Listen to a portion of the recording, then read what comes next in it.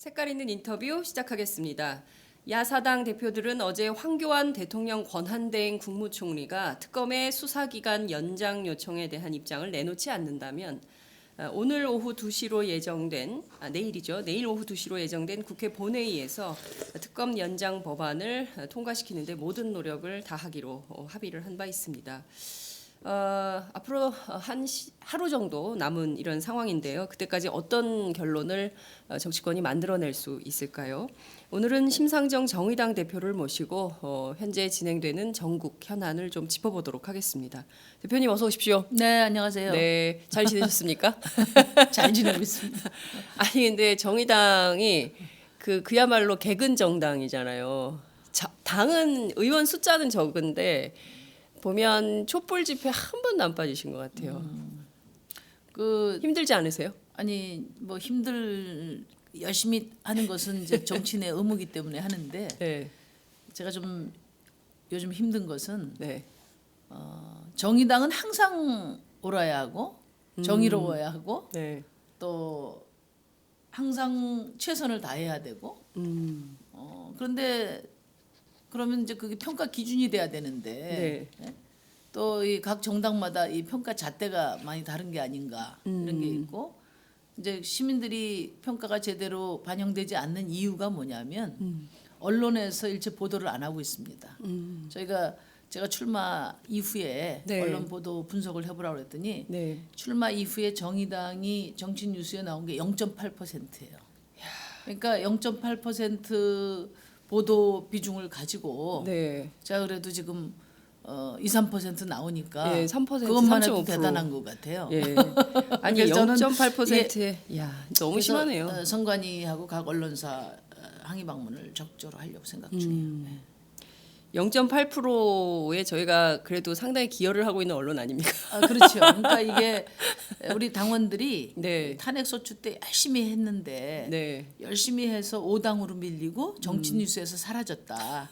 이런 자조가 있습니다. 그렇군요. 근데 지금 모든 대선 후보들이 그 공정성을 시대 정신으로 많이 말씀을 하시는데 네.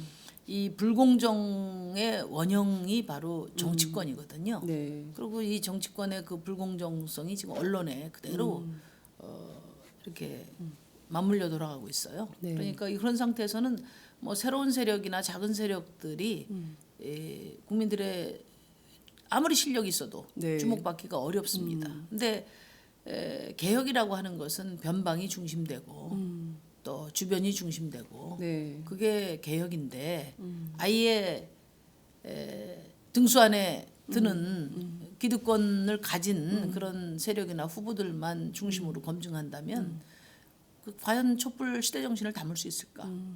그런 점에서 강력한 문제인식을 갖고 있습니다. 네. 자, 정의당을 가장 적극적으로 보도하는 언론 오마이TV 인정합니다. 파짱입니다. 네, 저희가 매주 토요일마다 촛불 집회 할 때마다 정의당 깃발을 찾아서 이렇게 쫓아다니면서 보도를 하고 있는데요. 옛날 같지 않아서 그래도 좀 영향력은 있는데 그래도 너무 저희가 그 스피커가 작아가지고요. 여러분들께서 많이 좀 도와주셔야 될 것 같습니다. 제가 늘 얘기하듯이 저 우측 상단에 카카오톡 서비스 열어놓고 출발을 합니다. 오마이TV 335로 여러분 의견 많이 주시고요. 심상정 대표 신불리 응원 메시지 많이 날려주시기 바랍니다. 페이스북 그리고 유튜브 그리고 다음 TV 팟 그리고 아프리카 TV로 여러분 함께 하실 수 있습니다. 본격적으로 말씀을 좀 들어보도록 하지요. 야사당이요.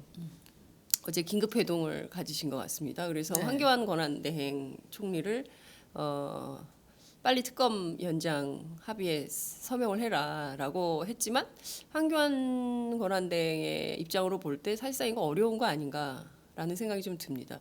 만 하루 정도 남은 셈인데요. 어떻게 압박하실 계획이신가요?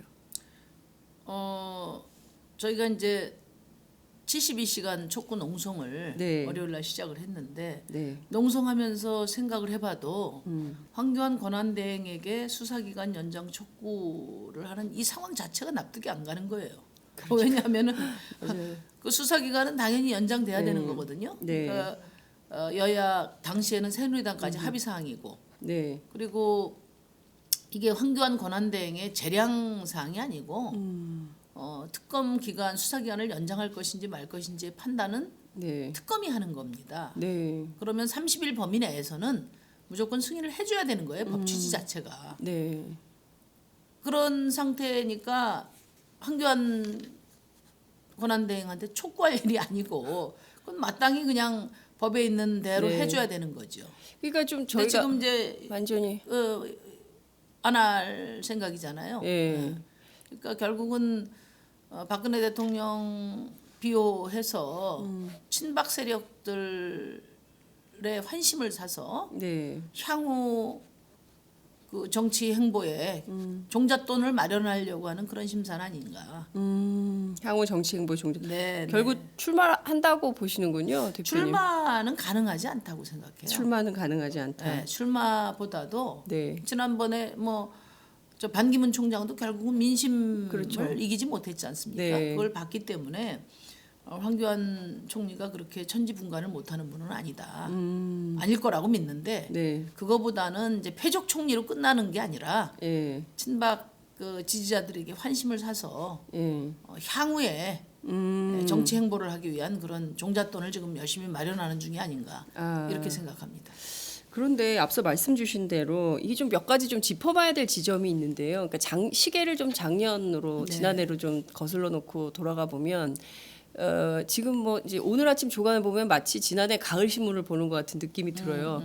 뭐 갑자기 느닷없이 그 하야론, 뭐 명예로운 퇴진론 이 얘기를 이제 그 자유한국당에서부터 이런 얘기를 쏟아내고 있고 또 다른 측면에서는 당시 굉장히 쟁점이 됐던 게 선 총리 후탄핵이냐 선탄핵 후총리냐 그 뭐 이제 얘기가 계속 있지 않았습니까? 그때 좀 약간 정치권 특히 야권에서 전략적 판단을 잘못한 흔들렸죠. 측면은 없었나요? 네. 지금 아니 그 총리가 그때 이제 최근에 이제 황 총리가 이렇게 그 저 거꾸로 가니까 네. 이제 그때 총리를 바꿨어야 되지 않냐 이렇게 그렇죠. 이야기를 하는데 그거는 저는 아니라고 봐요. 왜냐하면은 총리는 우리가 마음대로 바꿀 수 있는 게 아니라 예. 박근혜 대통령이 동의해야 바꾸는 거고요. 박근혜 대통령이 총리를 교체할 경우는 자신의 임기를 보장하거나 또는 자신의 신변을 보장하거나 이런 조건 없이 총리 교체는 불가능한 겁니다. 그렇기 때문에 저희가 그때 총리 문제에 대해서 뭐 총리 추천하자고 할 때 그것은 네. 결국 박근혜 대통령과의 타협을 의미하는 거기 때문에 강하게 아하. 반대한 거예요. 네.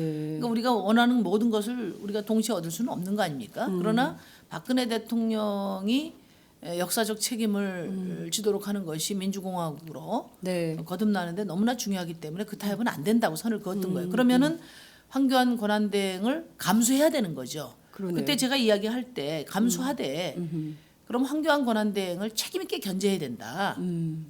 야삼당이 그 네. 얘기를 했어요. 네. 그 첫 번째가 뭐냐면 바로 특검법입니다. 우리 정의당은 특검법을 낼 때 네. 황교안 권한 대행 체제라는 걸 고려할 때 네. 특검법 연장 승인을 이번의 경우에는 국회의장한테 주는 넘겨. 식으로 법안을 만들어야 된다. 예. 대통령이 말하자면 수사 대상자인데 네. 수사 대상자한테 특검법 연장 승인을 하도록 하는 것은 고양이에게 생선 맡기는 거 아니냐 그렇죠. 이렇게 제기를 했어요. 예. 그럼에도 불구하고 그때 민주당하고 국민의당이 저희 의견을 무시하고 지금 대통령 그러니까 권한대행에게 연장 승인을 하는 것으로 명문화했단 말이에요. 네. 근데 저희가 이제 강하게 문제 제기를 했는데 늘 이렇게 좀 불철저하게 네, 상황을 너무 나이브하게 바라보니까 문제가 있는 거예요. 그때 당시 황교안 권한대행이 아니고 다른 총리를 세울 수 있었으면 좋겠지만 네네. 두 마리 토끼 다 잡을 수가 없기 때문에 아니 지금 박근혜 대통령 하는 거 보십시오. 네. 총리 교체를 무슨 그렇게 호락호락하게 해줄 것 같습니까? 그건 그러니까요. 자기 그 생명을 유지하는 정치적 생명을 유지하는 마지막 보루란 말이에요. 그렇기 때문에 우리가 그 부분은 아예 타협의 여지를 끊어야 된다는 것이었고, 네. 그럼 황교안 권한대행을 어떻게 관리할 건가 하는 문제에서 네네. 가장 중요한 게 사실은 이 진상 조사, 예. 진상 규명과 또 책임이잖아요. 예. 그 특검법 처리에 굉장히 저는 잘못됐다고 보는 거예요. 그러다 보니까 지금 이런 사태가 나온 거죠. 그러니까 황교안 총리한테 지금 매달려야 될 지경이 된 겁니다. 그러니까 정말 이게 아이러니한 상황이고 그 그건 답답한 황교안 상황. 총리를 그때 안 바꿨기 때문에 문제가 아니라 예. 그것은 견인을 제대로 그렇죠. 하지 못, 견제를 제대로 그건 못한. 대통령을 하고 타협할 것인가 여부였기 때문에 네네. 그건 뭐 불가피한 선택이다. 그런데 그 이후에 정말 그 긴장감을 가지고 네. 황교안 총리의 저런 그 일탈이 이루어지지 않도록 그걸 압박할 수 있는 그런 그 노력을 했어야 되는데 사실은 탄핵 소추 이후에 지금 2달 동안 뭐 국회에서 한 일이 뭡니까? 네. 그런 상태에서 뭐 황교안 총리가 마음 놓고 대통령 행세하러 다니고 그리고 또 최근에는 지지율을 즐기고 네. 그다음에 뭐 청와대 압수수색하면은 뭐 안 된다고 그러고. 안 된다고 하고 지금 이것도 자기가 할 그럴 권한이 없음에도 불구하고 네. 지금 승인을 안 하겠다는 그런 의지를 분명히 하고 있잖아요. 그러니까 지금 어쨌든 오늘 아침 뭐 한겨레 신문 봤더니 뚝심의 정의당 이렇게 해가지고 박스 기사를 썼던데요. 어쨌든 작은 정당이지만 제일 먼저 72시간 긴급 비상행동에 농성에 돌입하셔서 하시고 계시고 민주당도 어제 봤더니 법사위 중심으로 피켓 시위 이런 걸 하고 있는데 국회의원들이 피켓 시위를 하고 농성을 하고 또 황교안을 붙잡고 막 부탁해야 되는 이런 상황에 대해서는 좀 자괴감도 드실 것 같아요. 근데 저는 이제 뭐 저희가 먼저 하고 뭐 이런 것보다도 네. 진짜 비상한 각오를 가지고 임하고 있거든요. 네. 왜냐하면 이번 특검은 반드시 성공해야 해요. 네. 그래야 대한민국이 앞으로 나갈 수가 있어요. 지금 보세요. 특검이 얼마나 잘하고 있습니까? 네. 그런데 지금 특검 목록, 수사 목록도 아직 다 수사도 못했어요. 네. 가장 중요한 대통령 수사를 지금 남겨두고 있어요. 맞습니다. 우병우 씨 지금 뭐 소명 부족하다고 하잖아요. 추가 수사 해야 되잖아요. 예. 정유라 씨 지금 내일입니까? 그 지금 송환 안 됐어요. 안 됐습니까? 예, 예, 덴마크 그렇게 해서 검찰이 또 수사해야 될 일이 아직 너무나 많이 남았어요. 네. 근데 이런 상태에서 지금 중단해 버리면 네. 아마 이게 저는 그 오히려 친박 세력들이 부활을. 재반격을 시도할 거라고 저는 봅니다. 그렇기 때문에 이번에 이 특검이 네. 성공할 수 있도록 적극적으로 도와야 되는 거예요. 국회는. 정권 교체보다 더 중요합니다. 이게 특검이 제대로 진상 규명을 해서 네. 과감한 개혁의 어떤 밑도를 놔줘야 네. 다음 정부도 개혁을 할 수 있는 거 아니에요. 네. 그래서 저는 그런 점에서 지금 민주당이나 국민의당이 네. 정말 사명감을 가지고 이 특검을 도와야 한다. 그렇지 않으면 새로운 대한민국으로 가는 국민의 열망도 꺾일 것이다. 좀 그렇게 생각해요. 정말 그 온 국민의 마음이 지금 대표님 마음하고 이렇게 통했다는 생각이 좀 드는데요. 말씀 주신 대로 그야말로 특검의 수사 방향과 내용에 대해서 많은 국민들이 환호하고 있는 거 아니겠어요? 특히 이제 79년 만에 이재용 부회장을 구속시키고 검찰이 제대로 하지 않았던. 섰다면 대한민국 민주주의가 여기까지 왔겠나? 이렇게 대통령의 탄핵 상황까지 왔겠나? 이제 그 점에서 우리 국민들이 정말 법치를 바로 세워야 된다, 검찰 개혁해야 된다 이런 생각이 얼마나 그 강하게 들겠습니까? 맞습니다. 이번 특검은 검찰 개혁의 필요성을 확고하게 국민들에게 각인시킨 그런 성과를 잘 내고 있다고 보고요. 여기서 중단되면 지금 새로운 대한민국으로 향한 발걸음도 중단되는 것이다. 네. 그런 각오를 가지고 특검 연장해야 된다. 이렇게 봅니다. 두 가지의 실무적으로 두 가지가 있는데요. 하나는 이제 국회 법사위를 통해서 이 특검 연장 법안이 통과되는 방법이 하나가 있고요. 또 하나는 정세균 국회의장이 직권상정을 하는 경우인데 정세균 국회의장은 여야 합의로 해야 되고 이것은 비상시국이라고 볼 수도 없고 이를테면은 그 이른바 직권상정의 요건이 되지 않는다 이런 주장을 하고 계시고요. 권성동 법사위원장 역시도 여야 합의로 선진화법에 따라서 여야 합의가 되면 본인 그 망치를 두드리겠지만 그렇지 않으면 자신도 할 수가 없다. 이렇게 두 길이 다 막혀 있는 상황입니다. 어떤 해법이 있을까요? 뭐 이렇게 어떤 책임 있는 판단을 해야 될 지위에 있는 분들이 네. 사실 자기 책임하에 판단하기 싫은 거죠. 저는 이제 정세균 의장님은 처음부터 당신이 직권상정하겠다 네. 이렇게 나서시기는 어렵다 이렇게 봅니다. 그러나 국민들의 뜻이 네. 확고하고 또 새누리당 저 자유한국당은 뭐 끝까지 결사항전하지 않겠습니까? 거기야 뭐 공범이기 때문에 그렇죠. 나머지 적어도 사당이 네. 확고한 의지를 가지고 요구하면 뭐 저는 수용을 하셔야 되고 하시리라고 봅니다. 네. 근데 이제 예를 들어서 뭐 지금 국회법의 직권상정 요건 가지고 법리적으로 따지는데 네. 저는 이런 말씀을 드리고 싶어요. 물론 그 지금 뭐 비상 상황이냐? 네. 당연히 비상 상황이죠. 헌정 사상 대통령 탄핵 국면이 어디 있었습니까?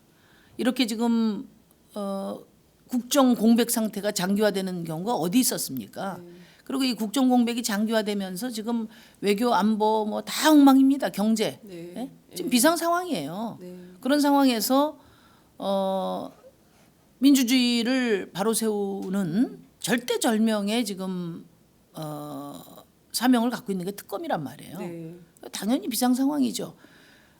그런데 그럼에도 불구하고 저는 그 이전에 국회법은 국회 자율권에 해당되는 법이거든요. 이게 네. 국회 자율권에 해당되는 법이고 이번에 이제 특검 수사기간 연장을 직권상정하시라고 이야기하는 이유는 뭐냐면은 네. 국회가 특검법을 만들 때 입법 취지가 예. 100일 동안 최소한 수사할 수 있도록 보장해 준 겁니다. 네. 그러니까 국회의 입법 취지를 불순한 의도를 가지고 지금 입법 취지를 훼손하고 있는 거 아니냐 이거예요. 네. 그러면은 국회의 입법권의 수호의 측면에서 네. 국회 권한을 발동하는 것은 좀 당연한 것이다. 이렇게 생각해요. 우리가 새로운 걸 어떤 제정하는 과정에서 네. 뭐 야사당 저 원내 사당의 합의라든지 네. 네. 또 이 법조항의 검토라든지 그것은 중요하지만은 지금은 뭐냐면은 이 특검법에는 보장을 해줘야 되는데 네. 단지 그 형식적인 그 권한 이걸 가지고 지금 황교안 권한 대행이 네. 박근혜 대통령을 비호하고 네. 그 승인을 안 하려고 하고 있단 말이에요. 이거는 국회법 입법 취지의 훼손이거든요. 그러니까요. 그것을 방치해서는 안 된다. 국회법 그러니까 국회 권능을 마음대로 훼손하도록 네. 굴복해서는 안 된다. 제 얘기는 그런 취지입니다. 이를테면 그 더불어민주당 우상호 원내대표가 지난 월요일 저희 방송 출연을 하셨는데요. 네. 지금 이 상황에서라면 자유한국당의 그 반대 때문에 물론 이제 트집 잡아가지고 뭐 저런 식으로 하고 있지만 환노위 사태를 가지고요. 도저히 할 수가 없다. 그렇기 때문에 아쉽지만 박근혜 대통령이 탄핵된 뒤에 검찰이 수사할 수 있도록 이렇게 하는 방법밖에는 현실적으로 다른 길은 없는 것 같다. 이런 말씀 주셨거든요. 어떻게 저는 생각하세요? 도저히 이해를 할 수가 없습니다. 그러니까 지금 국민들이 촛불 숫자가 줄어들었다고 해서 네. 지금 이 불의한 정권에 대한 분노나 새로운 삶, 새로운 대한민국에 대한 열망이 줄어든 게 아니거든요. 지켜보고 있는 거거든요. 네. 그 지켜보는 것은 야삼당이 탄핵 소추할 때 힘 모아서 한 것처럼 이 상황을 잘 관리해 주겠지 이런 생각이에요. 여전히 지금 우리 시민들은 혁명 중인데 네. 국회는 아주 일상으로 돌아왔어요. 뭐 지금 지지율도 뭐 한참 올라가겠다. 네. 뭐 너무 여유만만한 것 같습니다. 더불어민주당이 51.3%까지 찍었습니다. 그래서 제가 이야기했어요. 네. 이야기하니까 또 일부 민주당 지지자들이 뭐라고 하던데 네. 정권 교체가 지금 목표다. 정권 교체 국민들이 다 해줬는데 무슨 정권 교체가 목표입니까? 네. 정권 교체해서 어떻게 지금 과감한 개혁을 할 것인지 청사진을 보여주고 그렇죠. 그 청사진이 정말 국민들에게 신뢰를 얻으려면 지금 해야 될 일에 대해서 네네. 제1당으로서 책임 있게 이 역사적 과업을 수행을 해 가야죠. 아니 새누리당 동의가 없으면 안 된다고 하면 네. 그러면 대통령 되시고 나서 자유한국당이 없어집니까? 그럼 자유한국당이 하나부터 열까지 다 발목 잡을 텐데 그러면 아무것도 안 하시겠다는 뜻이에요? 제가 그걸 묻고 싶어요. 그 질문을 제가 우상호 대표에게 바로 또 드려보도록 하겠습니다. 좀 강하게 좀 해주세요. 예. 자유한국당이 왜 당명 바꿨나? 새 출발할 만큼 잘못했기 때문에 당명 바꾼 거 아니에요? 네. 한동안은 반성하는 듯이 하더니 요즘에는 완전히 태극기 들고 광장에 나가서 네. 박근혜 수호를 지금 합창하고 있습니다. 그러니까 야당들이 방심하는 가운데 네. 지금 저쪽 수구 세력이 새롭게 결집하고 있다는 거예요. 네. 그런 점들을 우리가 잘 봐야 되고 지금 자유한국당은 국정농단을 뒷받침하고 나라를 결단낸 공동 세력이고 네. 자신들을 퇴출시키려고 하는 국민들에게 지금 저항하는 거거든요. 네. 그러니까 모든 개혁에는 당연히 저항이 따르게 돼 있어요. 이것을 저항으로 보지 않고 지금 민주당에서 존중해야 될 어떤 원내 세력으로 인정한다는 것은 저는 그렇게 하면 앞으로 개혁은 불가능하다. 차기 민주당 정권 해보나 마나다. 좀 그렇게 생각해요. 차기 민주당 정권 그 현실적으로 있는 의석을 부정하자는 게 아니라 네. 현행 법 테두리 예를 들면 의장님 직권상정이 불법입니까? 그것도 현행 법 테두리 안에서예요. 그러면 적어도 우리가 법 테두리 안에서 네. 방법을 찾자. 거기까지는 저도 동의합니다. 네. 그러니까 법 테두리 안에서 비상수단을 강구를 해야죠. 그런 정도 상황 아닙니까 지금? 그렇죠. 네. 근데 이제 그 우상호 원내대표 얘기를 계속해서 죄송합니다. 제가 뭐 우상호 대표 입장에서 한 말씀을 좀 드려 보면 민주당의 의지가 없는 게 아니다. 의지는 있다. 그렇지만 상황이 자유한국당이 저렇게 버티고 국회 선진화법에 따라서 모든 것을 합의하지 않으면 안 되도록 되어 있는 법질서이기 때문에 할 수 있는 게 없다. 우리는 의지는 충만하다. 우리 의지를 의심하지 말아라. 라고 하시거든요. 그러니까 정치는 결과로 말하는 거지 의진이 선인이 이런 걸로 말하는 거 아니죠. 네. 왜냐하면 국민들이 고통받고 있기 때문에 국민들은 그분들의 선의로 행복한 게 아니고 네. 그분들의 선의라도 결과가 없으면 늘 고통을 받기 때문에 네. 국민들의 고통을 줄여주는 것이 네. 정치의 목적이에요. 그렇기 때문에 정치는 늘 결과로 말해야 됩니다. 그러니까 지금까지 민주당이 국민들이 그렇게 많이 보태줘도 네. 늘 핑계는 있어요. 늘 상황 논리는 있죠. 상황 논리. 60년 수구 세력이 대한민국을 지배해 왔는데 왜 상황이 없습니까? 늘 핑계는 있지. 그런데 그 수구 세력이 그렇게 오랫동안 대한민국의 네. 중심 세력이 된 데 대해서 그 누구 책임인가 따져봐야 돼요. 저는 그렇게 생각합니다. 지금 국민들은 뭐냐? 국민들이 생각하는 이런 과감한 개혁을 하려면 네. 적어도 현재의 정치 지원 갖고는 안 된다는 생각을 국민들은 합니다.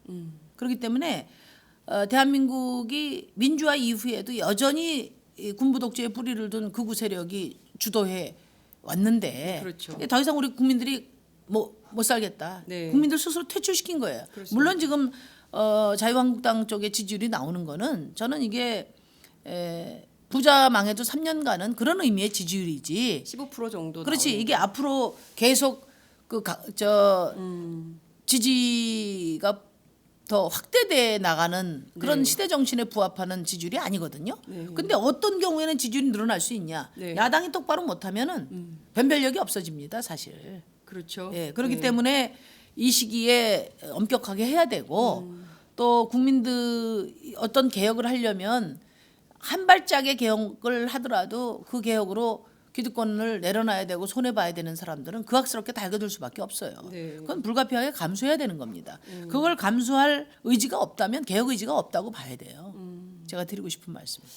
참 걱정입니다. 지금 그 이렇게 위중한 상황인데, 그러니까 국민들은 이런 거예요. 그만큼 우리가 100일이 넘도록 촛불을 들었으면 이젠 좀 국회가 야당이 좀 의회 안에서 좀 제대로 할 수 있도록 특검 연장 법안 같은 건 좀 자동으로 될 수 있도록 해야 되는 거 아닌가라는 생각들을 하시면서 오늘 아침 출근길 저희 방송 함께 하시지 않을까 싶어요. 그러니까 이제 제가 이제 꼭 드리고 싶은 말씀은 네.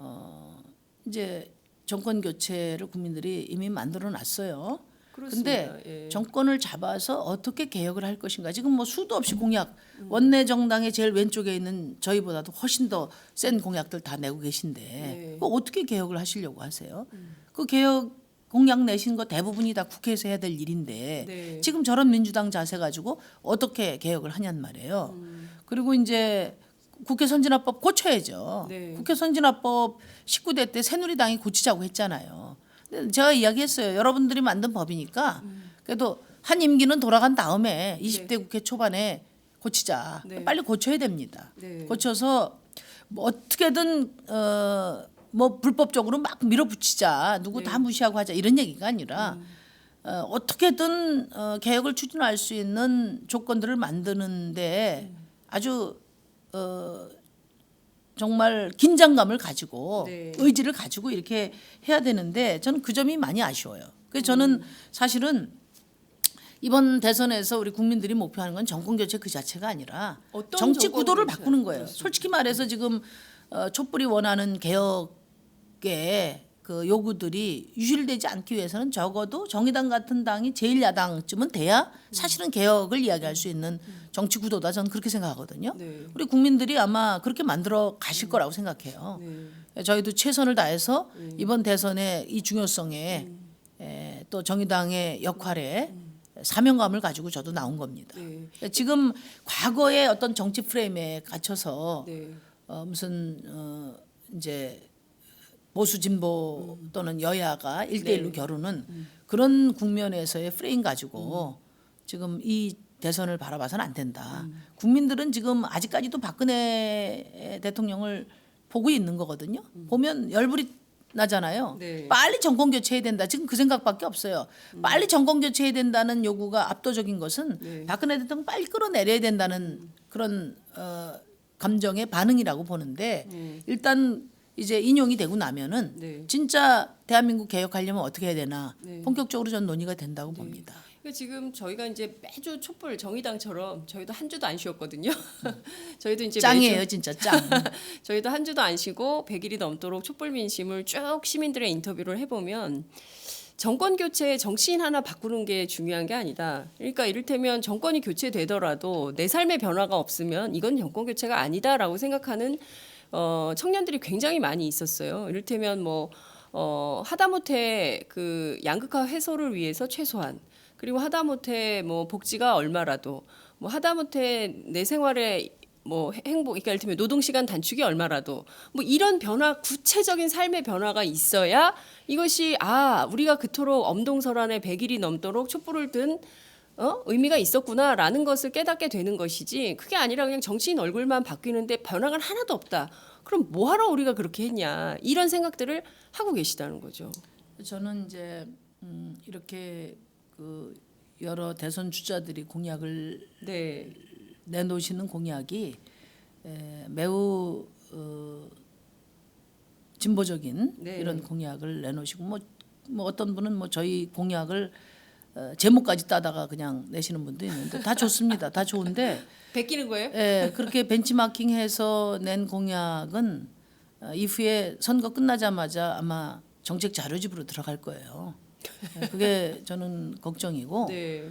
실제로 이것을 일관성 있게 다뤄오고 실천해 오고 네. 그렇게 해서 만들어진 공약일 때 거기 실천 의지가 실리는 거죠. 그렇습니다. 그래서 저는 국민들께 좀 드리고 싶고 특히 민주당 지지자들께도 말씀드리는 거는 정권 교체는 국민들이 해놨기 때문에 이제 실제로 개혁 구상과 개혁 의지를 가지고 검증을 해야 된다.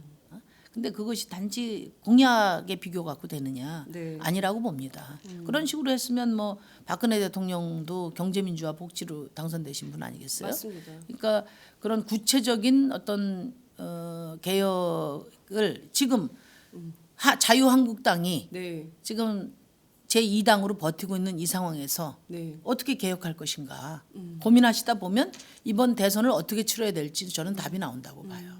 그때 가서 지금 이 좋은 개혁의 골든타임에 네. 자유한국당 때문에 안 된다고 하시는데 네. 그러면 대통령 되고 나면은 경우에 따라서는 야당들이 엄청 많아지지 않습니까? 네. 그런 상태에서 어떻게 개혁을 하시겠다는 건지 그 얘기를 해야 시민들이 책임 있게 찍을 거 아닙니까?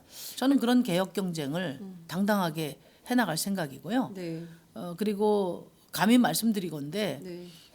지금 촛불 시민들이 원하는 새로운 삶, 새로운 대한민국으로 가기 위해서는 네.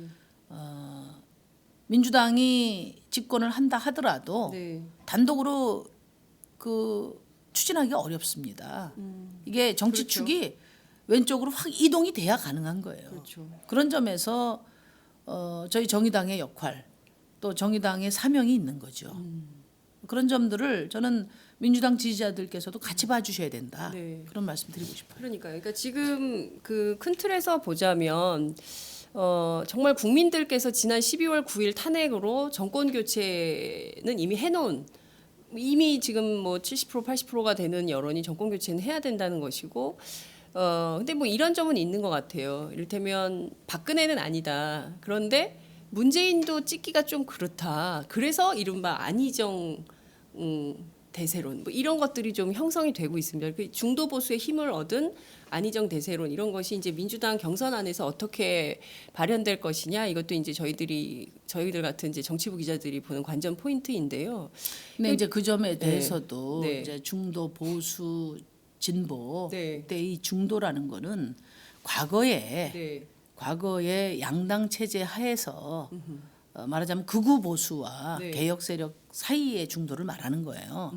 그리고 이제 지금 중도 층을 공략한다고 할 때 네. 그런 과거의 프레임을 놓고 거기에 이렇게 추수해가는 방식으로 표심을 얻으려고 하는 것은 저는 확고한 그 지지가 되기 어렵다. 왜? 지금은 중도 보수층에 계신 그 시민들도 네. 아직 지금 이번 대선에 대한 네. 뭐 종합적인 어떤 판단을 내리고 계신 게 아니에요. 네.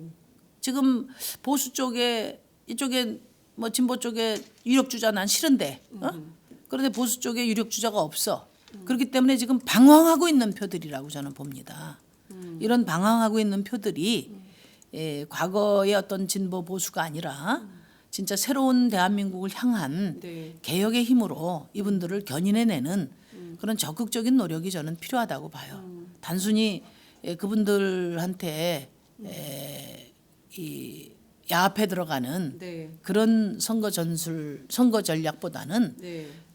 지금 정처 없이 네. 말하자면 지금 방황하고 있는 이른바 중도 또 보수 표들 이런 분들은 건강한 보수 세력이 형성되기를 바라는 거 아니겠습니까? 그렇죠. 그런 방향으로 정말 새로운 정당 체제를 갖춰가는 방향으로 안내돼야 되고 그렇죠. 또 그분들 중에 또 상당 부분은 새로운 어떤 대한민국을 향한 개혁에 네. 힘을 실도록 우리가 적극적으로 설득하는 그런 개혁 경쟁이 전 돼야 된다.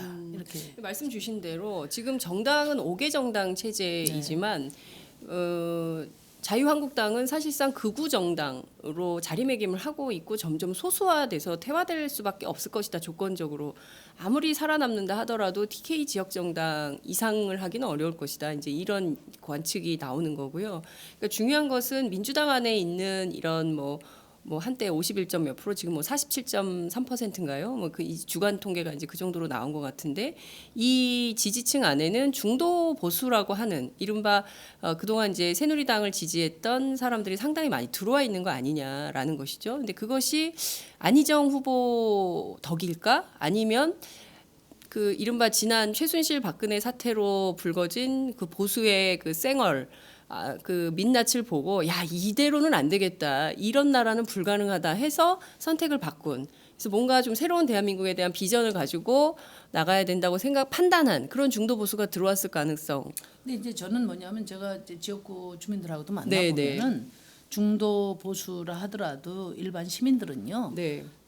그 안보 쪽을 빼고는 과감한 개혁을 다 원하고 있습니다. 너무 살기가 어려워요. 그 착각이에요, 진짜. 오히려 그런 어떤 시민들의 열망을 네. 적극적으로 개혁의 열망으로 만들어 나가야 되는데 정치인의 오히려 역할도 지금 아니에요. 과거의 정치 프레임으로 놓고 네. 거기에 이제 부합하는 방향으로 이렇게 정치 캠페인이 이루어지면 네.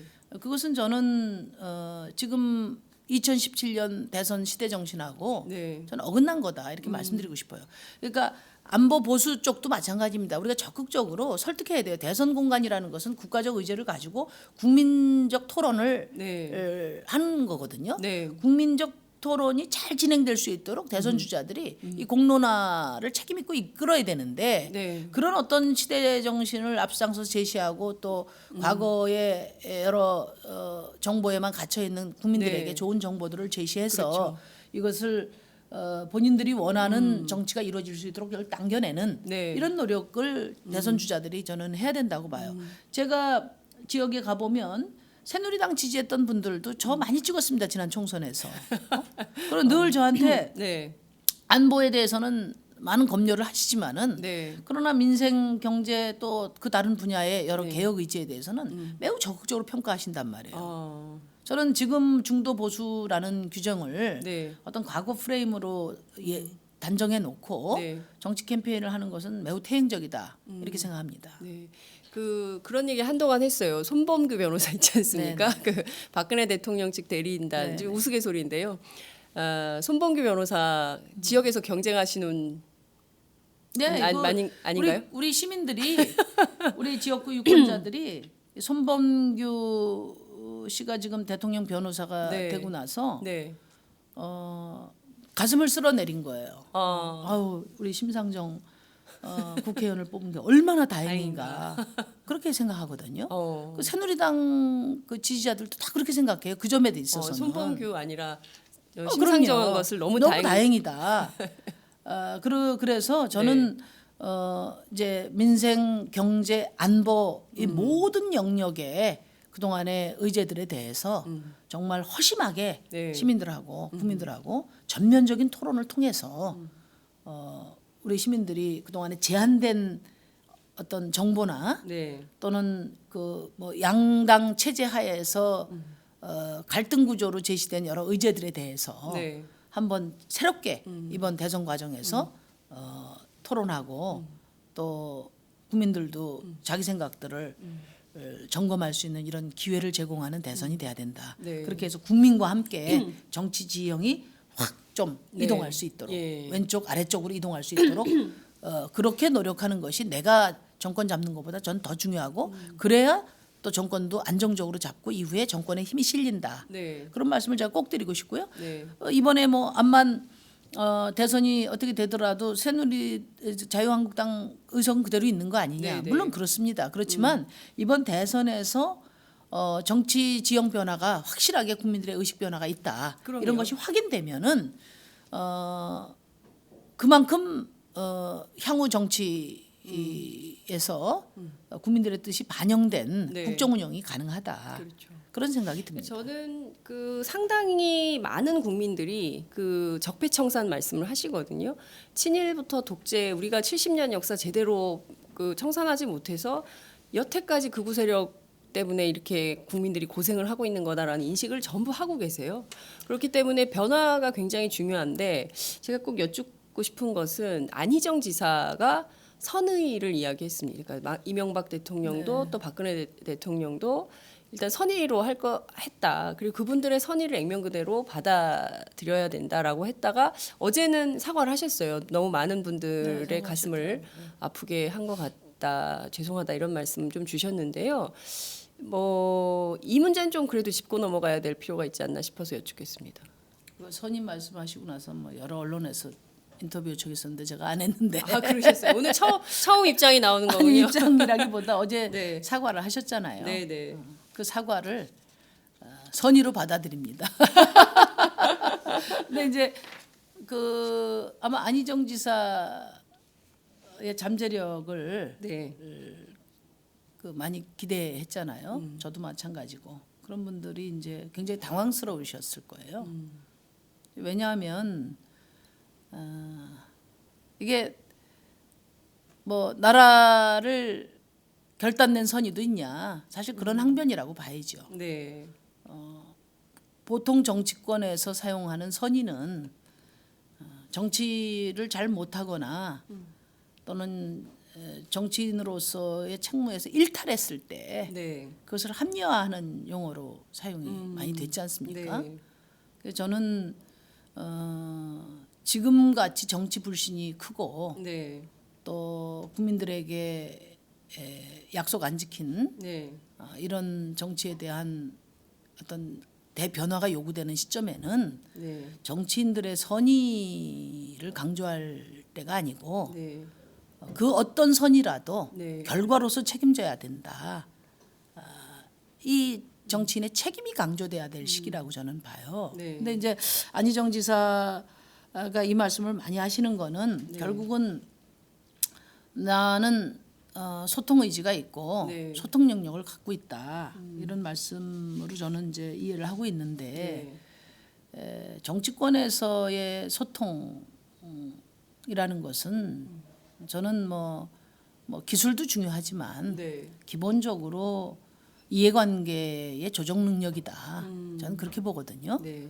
그리고 통합력도 이게 무슨 내가 통합력을 발휘할 나의 의지와 상관없이 네. 오히려 확고한 어떤 개혁의 구상과 확고한 의지가 있을 때 더 통합력을 발휘할 수 있다. 네. 저는 그렇게 봐요. 제 경험으로는 그렇습니다. 제가 지난 19대 때 4개월 동안 선거법 개정 논의할 때 네. 그 농성을 4개월 동안 하면서 네. 너무나 한국 정치의 선거법 개정이 절실하기 때문에 제가 그때 친박 최고인들도 다 만났습니다. 네. 서청원 씨도 만나고 윤상현 씨도 만나고 해서 그때 이분들이 사실 연동형이 무슨 말인지도 잘 몰랐어요. 그거 제가 일일이 다 설명하고 이해를 구하고 이게 여러분들에게도 왜 안 나쁜지도 설명하고 그 결과로 이병석 부의장이 50% 연동제도 나온 거예요. 그러니까 내 의지가 그렇게 투철하면 네. 상대를 최대한 설득하려고 노력하고 또 그 과정에서 최선의 타협안도 다 마련되게 마련입니다. 그래서 저는 정치인의 어떤 통합력이라는 것은 그만큼 어떤 자기 비전, 네. 그다음에 구상, 의지에서 비롯되는 것이다. 기본적으로는 네. 전 그런 말씀을 드리고 이제 이 소통 능력, 소통 의지의 문제와 관련해서 네. 안희정 지사는 지나치게 품성론에 의지하고 있는 게 아닌가. 품성론이요? 네. 나는 이런 자세를 갖고 있다. 나는 품성이 좋다. 나는 뭐 그런 소통할 네. 자세가 있다. 예. 나는 뭐 이렇게 이 진보 보수로 네. 갈라서 보지 않겠다. 이런 어떤 뭐 일종의 품성론이죠.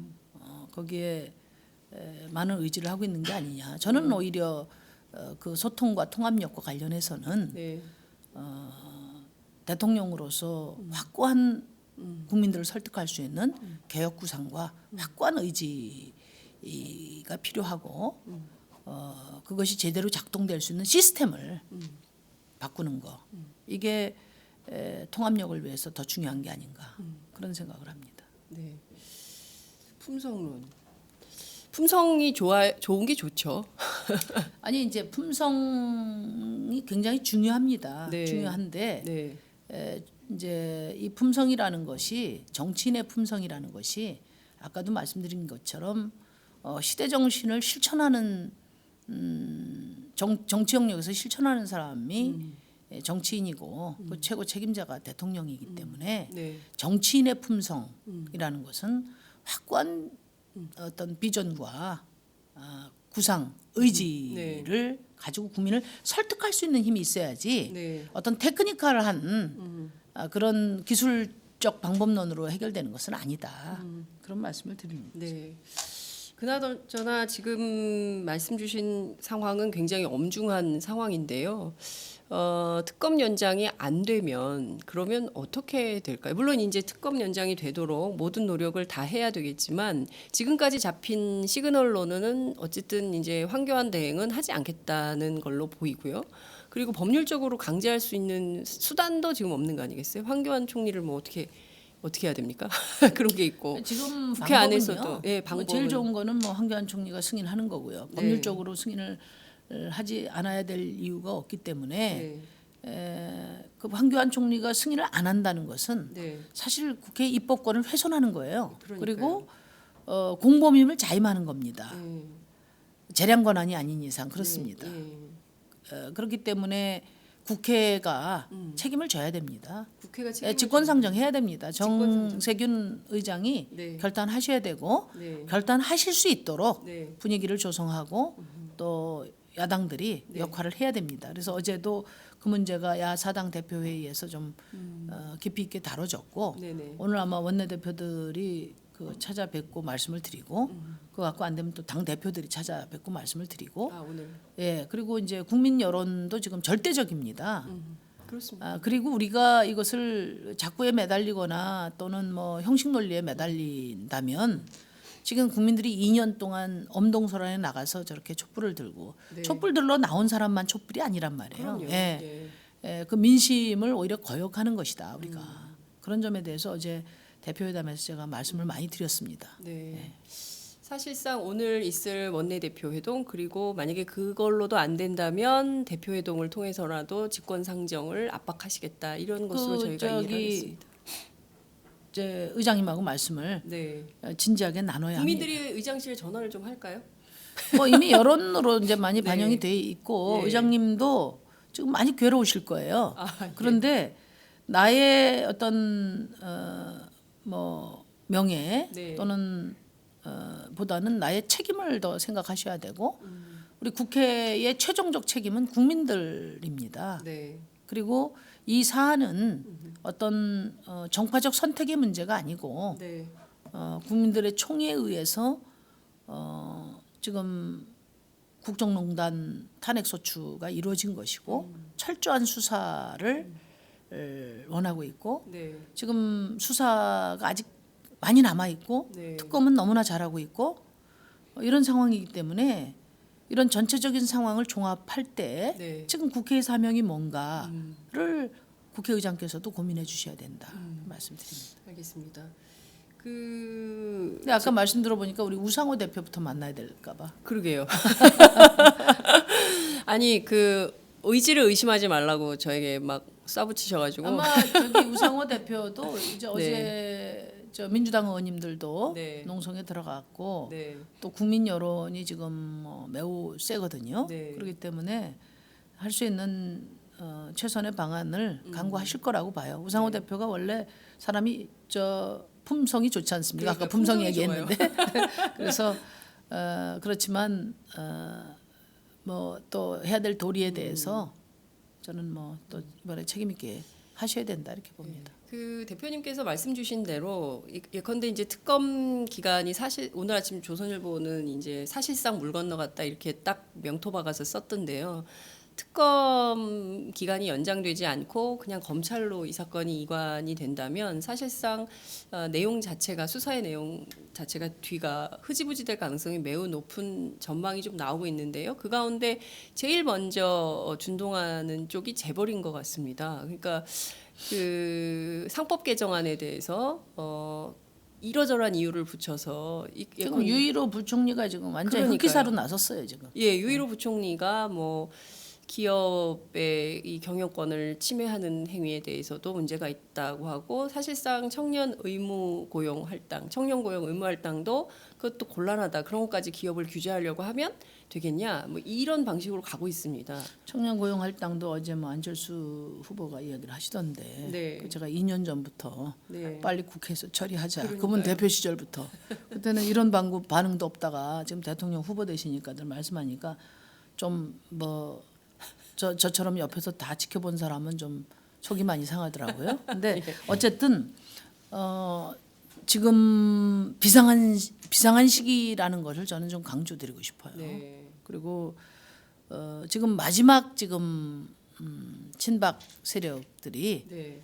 마지막 지금 사실 그 저항을 하고 있는 거거든요. 여기서 우리 국민들의 뜻을 좌절시키면은 이게 상황이 어떻게 될지 모릅니다. 저기는 60년을 버텨온 세력이기 때문에 저는 바로 반전을 노릴 거라고 봐요. 지금 잘 말씀하셨는데 이재용 씨 79년 만에 시민의힘으로 구속시켰는데 네. 그 특검이 아니었고 일반 검찰이었으면 가능했겠습니까? 가능하지 않다고 봅니다. 그러면 지금 앞으로 남아 있는 재벌들 수사도 있고요. 네.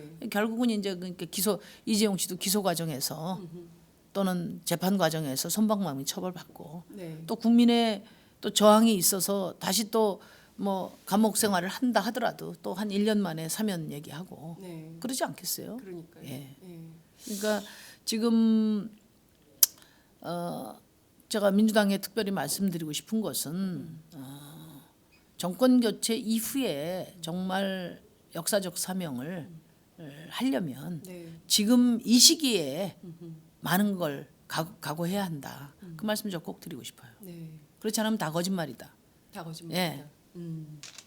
제가 그걸 무슨 이렇게 폄하하는 것이 아니고 네. 실제 그렇습니다. 아무것도 할 수 있는 게 없어요. 예. 아유 참 오늘 아침 시원하기도 하고 한편으로는 또 그 민주당 얘기를 들으면 좀 답답하기도 하고 뭐 이런 아침인 것 같습니다. 제가 이제 이런 비판을 하면 민주당 지지자들이 막 화를 내시는데 네. 아니 서로 다른 정당에서 비판하는 것은 당연하고 제가 네. 사실은 지난 탄핵 소추 국면에서도 우리 당익을 고려했으면 완전히 세게 했을 거예요. 솔직히 뭐 많이 왔다 갔다 했잖아요. 그렇지만 어쨌든 시민들의 뜻을 받들어서 어떻게든 간에 탄핵 소추를 가결시키는 게 중요했기 때문에 네. 저희는 오히려 당익보다도 네. 국민의 뜻이 이루어지는 쪽에 방점을 두고 실천해 왔어요. 지금도 마찬가지예요. 네. 제가 이렇게 지적하는 것은 사실 심상정이나 당익의 입장에서 보면 더 세게 나를 세워서 갈 수도 있습니다. 네. 근데 중요한 것은 어쨌든 지금 대한민국이 굉장히 중요한 시기를 경과하고 있고 네. 이 문제에 대해서는 서로 경쟁을 하면서도 야당들이 네. 함께 책임져야 될 부분이 있기 때문에 네. 말씀을 드리는 거예요. 근데 민주당에서 그런 어떤 이 시기의 어떤 중요성이나 절박성에 대해서 너무 안이하게 생각한다면 네. 그것은 전 세게 비판을 해야 된다고 봅니다. 그리고 지지자들도 그걸 압박을 하셔야 돼요. 네. 예.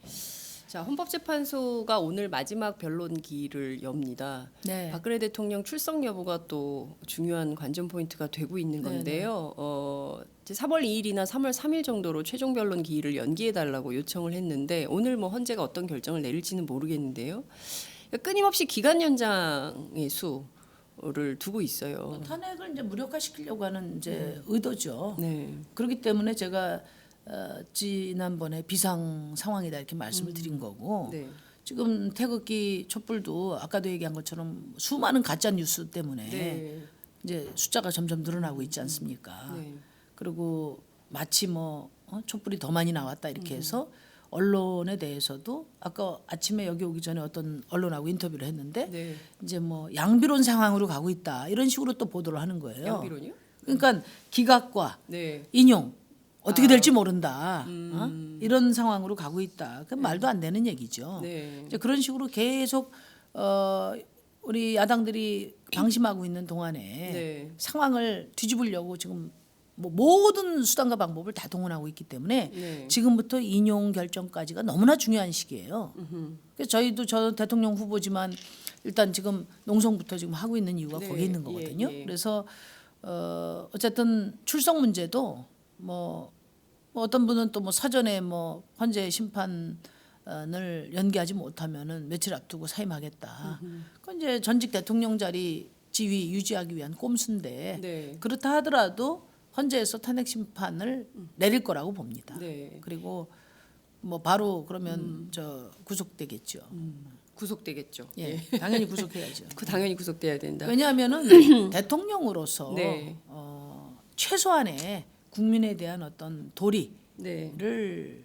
좀 다 팽개치고 있지 않습니까? 네. 오로지 자기 살궁리만 한단 말이에요. 예. 그러니까 대통령이 그동안에 저지른 범죄도 기가 막히지만 네. 그 이후에 지금 대통령의 모습을 보면서 박근혜 대통령 찍은 사람들이 막 어디 쥐구멍이라도 찾고 싶은 거예요. 너무 창피할 것 예. 같아요. 그러니까 적어도 이후에 선처를 바라고 또 국민들이 그래도 대통령인데 이렇게 해서 뭔가를 배려할 수 있는 여지 자체를 스스로 네. 다 잘라버리고 있어요. 그러니까요. 그러니까 최소한의 지켜야 되는 예의마저도 지금 저버리는 거 아니냐. 근데 이제 와가지고 동아일보 같은 언론이 하야론 뭐 하야 어떤 자진 하야는 어떠냐 뭐 이런 얘기를 또 하고 있거든요. 그러니까 이제 특검이 네. 더 수사를 하고 네. 이제 탄핵 인용된 이후에 특검이 계속 더 수사를 하면 네.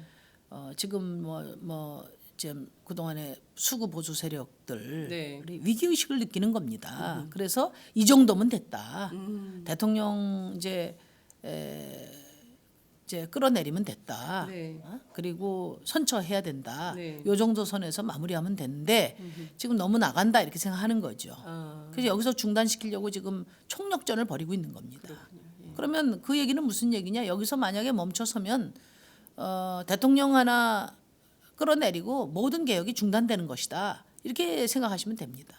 아, 이건 안 되죠. 예, 그런 정도의 지금 중요성을 갖는 사안인데 네. 이게 지금 뭐 자유한국당이 합의를 안 해주니까 뭘 못한다든지 네. 예?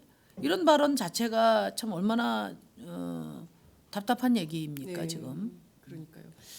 자, 오늘 오후 1시 30분에 정의당과 더불어민주당 일부 의원들이 황교안 총리 항의 방문을 예정해 네. 두고 있습니다. 면담이 성사될까요?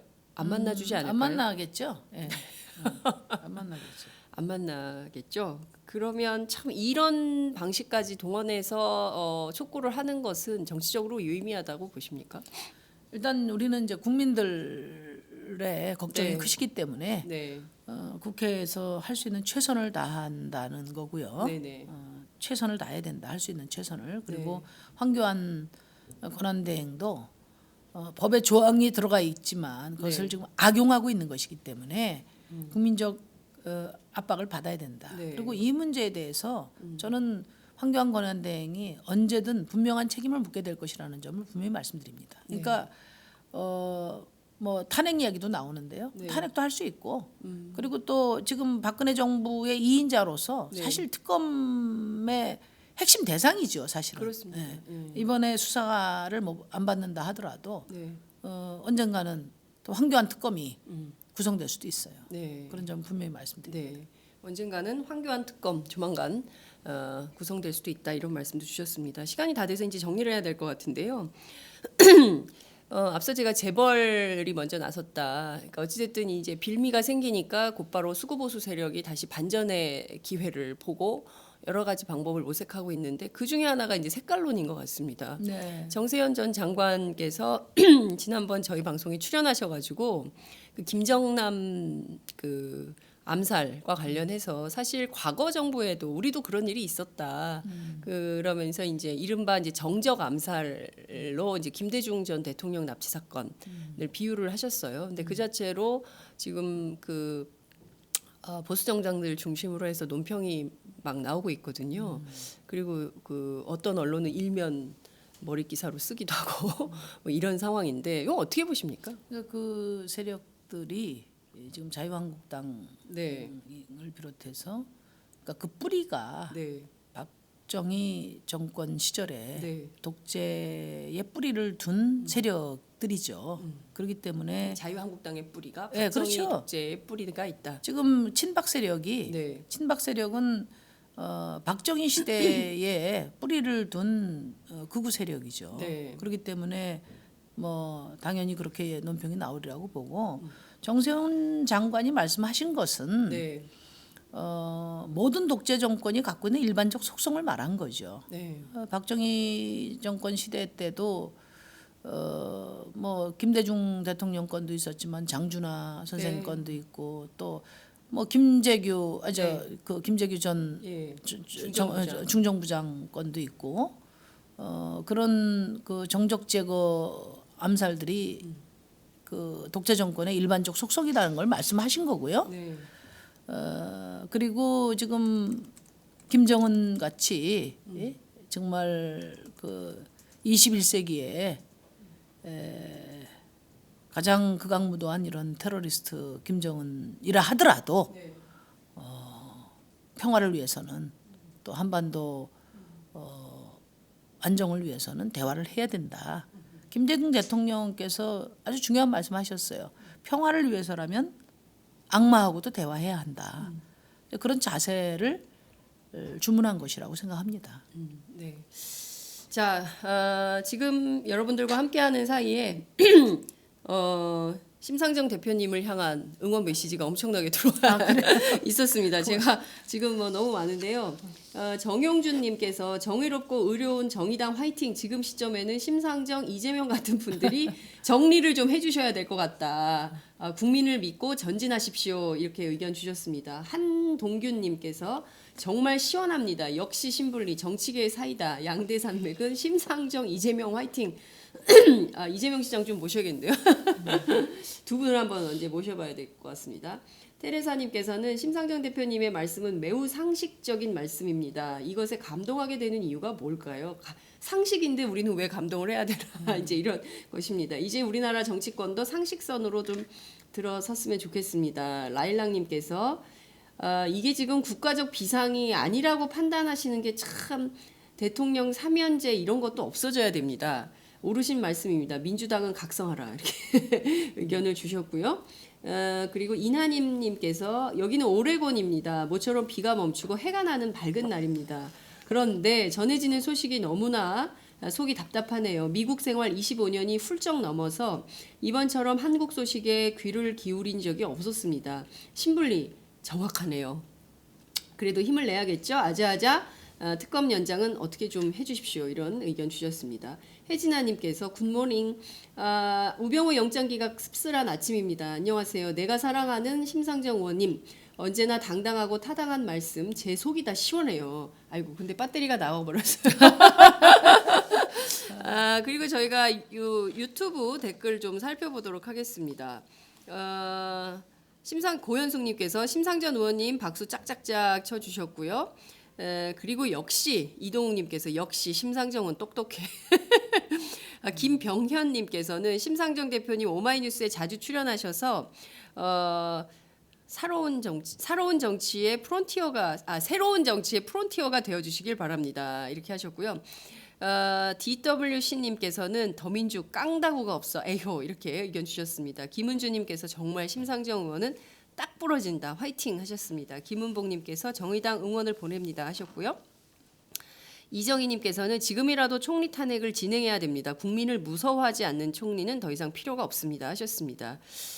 이정환님께서 파장이 오늘 우병우 기각건에 대해서 구속영장 기각이죠. 기각건에 대해서 심상정 의원을 모신 이유는 가장 솔직하고 정확한 민심을 말해줄 것이기 때문입니다. 이렇게 말씀을 주셨습니다. 정말 정확한 민심 전달해 주셨고요. 초이재님께서는 정의당이 제1야당이었다면 이런 사태 안 벌어졌다. 예, 100만 표. 그 말이 제일 반갑네요. 100만 표. 100만 표. 역시 100만 표 정치인들은 주시면 제가 저 지지율이 확 올라가죠. 그러니까요. 예.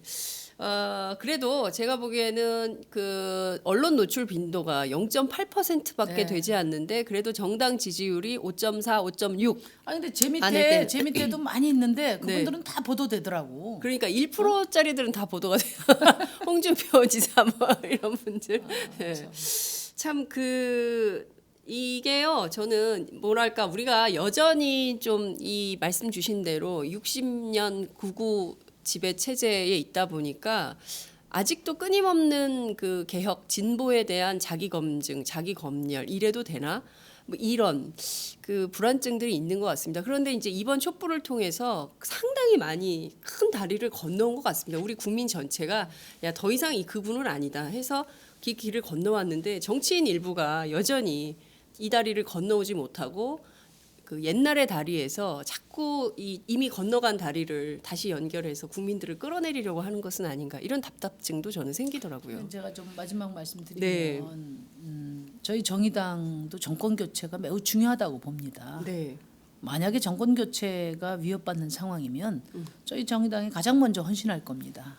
근데 지금은 그렇지 않아요. 네. 근데 이제 과거에 워낙에 트라우마가 있다 보니까 정권 교체의 이상은 지금 아직 생각을 못 하고 계신 분들도 많이 있어요. 네. 박근혜 대통령이 이제 내려와야 네. 그다음부터 고민을 하죠. 그래서 진짜 중요한 것은 국민들을 위한 정치 구도를 어떻게 만드느냐 이거 좀 고민해 주시고요.